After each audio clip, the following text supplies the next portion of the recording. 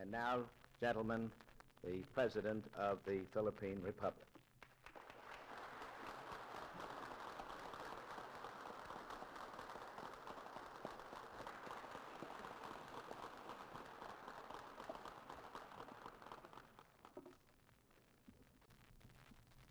His Eminence, Colonel Spellman, Patterson, General Romulo, and distinguished guests of this occasion.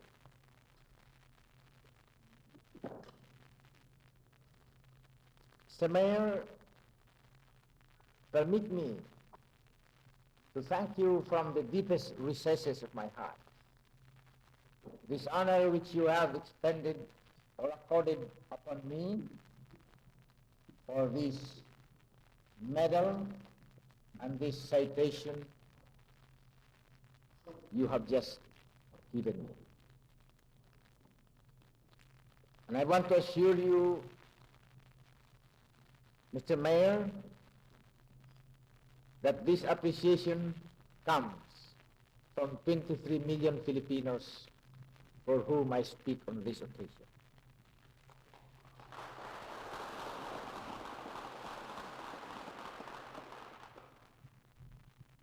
And may I thank you also, Mr. Mayor, and through you, the people and government of the city of New York, for your hospitality and for the honor which you have bestowed upon me today.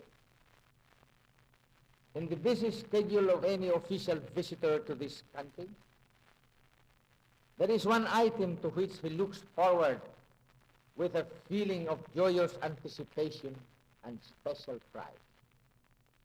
This is the visit to the city of New York, without which he would feel that his itinerary in America would not be complete.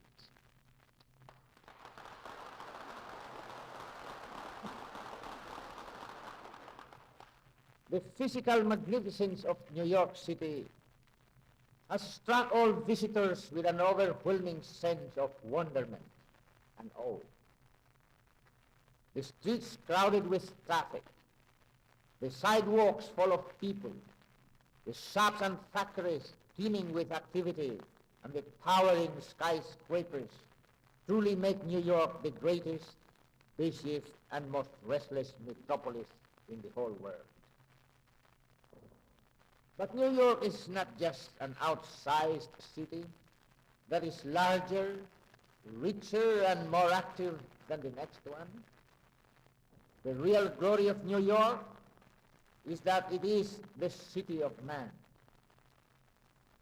Here is a city built upon a scale more godlike than human, as if one day man had planted his foot on the solid rock of Manhattan and here decided to build a city more splendid than any ever conjured by the genie of Aladdin's lamp or by the magic wand of Merlin. The wonder of New York is that for all its awesome grandeur, it was raised and reared stone by stone by the hands, brain, and imagination of man. But New York is unique in yet another way. Other great cities are usually the epitome of the genius and enterprise of one race, one nation, one people. New York alone stands as a massive and challenging monument to the genius and enterprise of all the peoples of the world who have come here in search of freedom and opportunity in the spirit of the beckoning lamp of the Statue of Liberty. The real greatness of New York lies not in its buildings, bridges, and docks of stone and steel, but in its people. It is to be found in the daily miracle of 10 million people living and working together under unbelievable pressures of time and space, and yet avoiding its momentary menace of explosion and chaos. This is possible only because New York is aware that it is an amalgam of all the races, the nations and religions of the world, and because New York knows also that it has a duty to render unto each the equal dignity and respect to which it is entitled. To you, Mr. Mayor, is due most of the credit for daily miracle that is New York. I congratulate you most warmly, and through you the thousands of men and women who help you run the government of the city of New York with marvelous devotion and skill. It is used to be said of New York that it is an American city that looks to Europe in the same way that San Francisco looks to Asia and the Far East.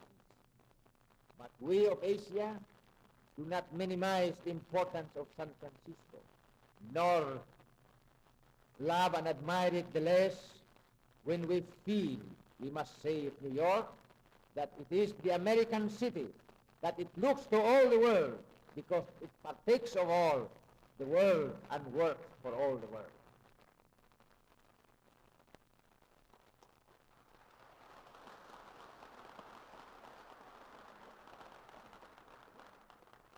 Truly it may be said that all mankind has a stake in greatness, present and future of New York.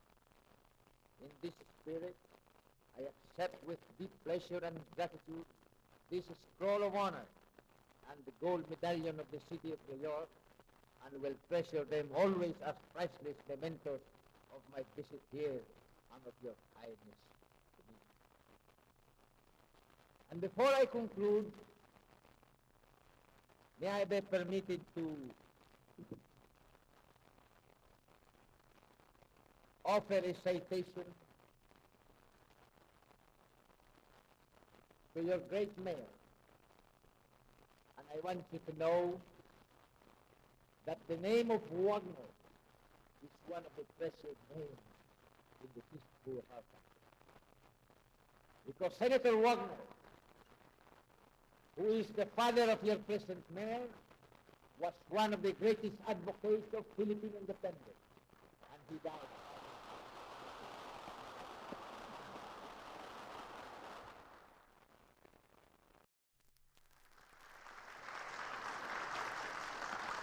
In gratitude for his father and for himself, may I be permitted to ask my aide to read the citation of this afternoon.